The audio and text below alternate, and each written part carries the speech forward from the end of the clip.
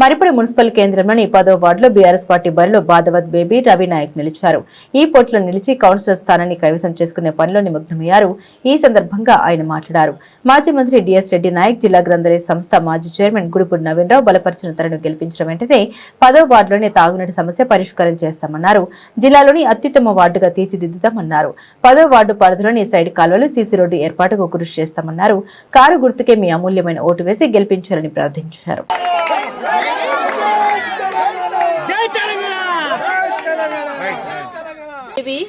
మా ఆయన పేరు రవి. నేను 10వ వార్డు అభ్యర్థిగా నిలబడ్డాను.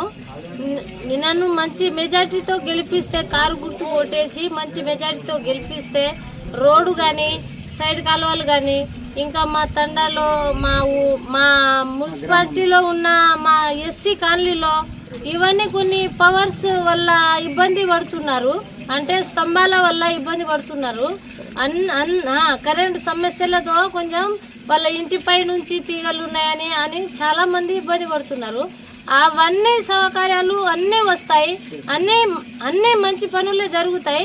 మంచి మెజారిటీతో గెలిస్తే అవన్నీ అందరికీ అందుబాటులో మేము ఇక్కడే ఉంటాం. మేము ఎక్కడికి వెళ్ళిపోం. ఎందుకంటే మేము పుట్టింది ఇక్కడే. ఎక్కడికో వెళ్ళిపోయి గెలిచిన తర్వాత ఎక్కడికో వెళ్ళిపోయి అక్కడ ఉండేటోళ్ళం కాదు. ఇక్కడే ఉండి మీరు ఏ టైంకి వచ్చినా, నువ్వు 1ంటికి వచ్చి లేపినా, నువ్వు 3ంటికి వచ్చి లేపినా లేచే మనసు మాది. ఎందుకంటే మేము పుట్టింది ఇక్కడే, ఎక్కడో పుట్టలేదు. మేము తెలంగాణలో పుట్టినాం. ఏ ఊరు నుంచి పారిపోయి రాలేదు. మాయ మాటలు చెప్పే అంత అవసరం కూడా మాకు లేదు. ఎందుకంటే మా ప్రజలకు మేము అందుబాటులో సేవలో ఉంటామని మీకు మనస్ఫూర్తిగా కోరుకుంటున్నాను. కారు గుర్తుకు ఓటేసి మంచి మెజార్టీతో గెలిపియండి. మీ అందుబాటులో నేను ఉంటాను.